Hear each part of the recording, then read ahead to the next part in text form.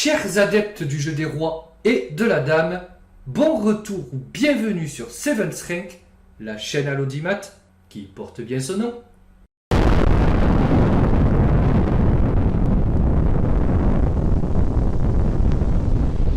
Et aujourd'hui, retour à notre série sur les puzzles avec cette petite étude du problémiste français François-Paul Loquin, né en 1799 et mort en 1877. Alors, je suis désolé, mais je n'ai trouvé ni photo ni éléments biographiques sur ce monsieur, ce qui fait que vous devrez malheureusement vous contenter de ses dates de naissance et de mort. Mais sachez que cela me rend encore plus heureux de vous montrer ce puzzle, car le but de cette chaîne est avant tout de partager avec vous ma passion pour le jeu d'échecs, et il y a sincèrement peu de choses qui me rendent autant heureux que donner la parole à ces multiples anonymes qui, par leur talent, leur génie ou leur culture, ont embelli notre rapport au noble jeu. Je ne vois rien d'autre à ajouter. Enjoy! Voilà, ça c'était la petite transition qui ne servait pas à grand chose sinon à rien, qu'importe.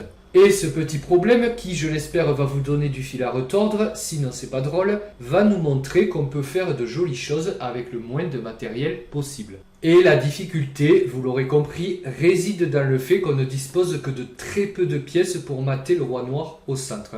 La question est donc, comment faire? À vous de jouer. Les blancs au trait jouent et matent en 2 coups. Mettez évidemment la vidéo sur pause autant de temps qu'il vous faut pour trouver la solution. À tout de suite ou à plus tard. Alors, pendant que j'ai mis une bonne demi-heure hier soir à trouver la réponse, parce que j'ai fini par la trouver à force d'acharnement, plusieurs questions me venaient à l'esprit en réfléchissant.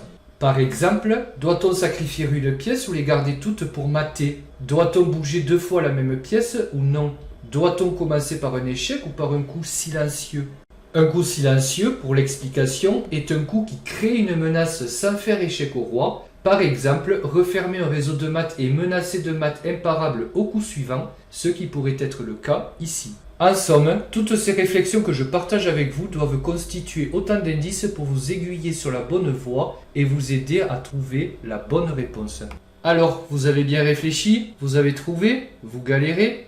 On va commencer par répondre aux questions que je viens de vous indiquer et comme ça, on se dirigera lentement vers la solution. Je vous demandais d'abord s'il fallait garder toutes les pièces ou en sacrifier pour mater. Le problème, si on sacrifie la dame et qu'on ne garde que le cavalier, pour celles et ceux qui ne le sauraient pas, c'est que roi et cavalier contre roi, ça ne peut mater dans absolument aucun cas de figure et c'est parti nul. Évidemment, on va garder la dame. Et si on sacrifie le cavalier, par exemple comme ça, le problème est que le roi noir trop centralisé ne pourra jamais être maté par une dame seule, trop peu aidée de son roi. Je vous demandais s'il fallait commencer par un échec, peut-être. Par exemple, dame F2 échec, mais ça n'a pas l'air de nous mener très loin.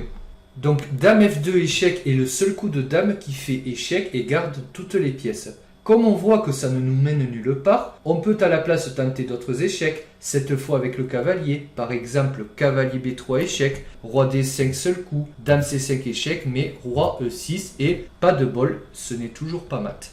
On peut essayer encore autre chose, cavalier E6 échec, roi D5, dame 4 échec, mais roi D6 et zut, le roi noir s'échappe encore. Alors, on pourrait continuer comme ça pendant un moment. Le problème, c'est qu'il n'y a qu'une seule bonne réponse et je suis sûr que vous êtes pressés de la connaître. Et cette réponse nous est donnée par un coup silencieux, c'est-à-dire qu'on ne va pas faire échec au roi. Après tout, qui a dit qu'on devait absolument commencer la séquence gagnante par un échec? Je précise juste qu'on ne va pas déplacer notre roi, dont on comprend qu'il crée une barrière infranchissable pour son homologue noir. On appelle ça d'ailleurs avoir l'opposition.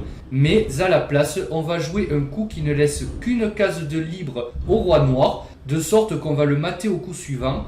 Et ce coup, que dans une étude on appelle la clé, c'est le surprenant cavalier B7 qui ne laisse de libre au roi noir que l'accès à la case blanche D5, après quoi dame 4 fait échec et mat. En effet, le cavalier contrôle les cases de fuite du roi noir C5 et D6. Vous pouvez vous convaincre par vous-même que cavalier B7 est le seul coup menant au mat en réessayant diverses variantes devant l'échiquier, mais croyez-moi, c'est vraiment la seule variante qui vous permet de forcer le mat, en tout cas en 2 coups. Écoutez, qu'ajouter si ce n'est que cette vidéo est maintenant terminée, donc j'espère qu'elle vous a plu, qu'elle vous aura aidé à vous améliorer en tactique, c'est quand même l'idée. N'hésitez pas à me laisser un petit pouce bleu et un commentaire d'encouragement, j'apprécie toujours, vous le savez. Échequistes de tous les pays, abonnez-vous et moi je vais vous souhaiter une excellente fête du 14 juillet parmi le bruit des feux d'artifice qu'on entend peut-être derrière moi. À bientôt!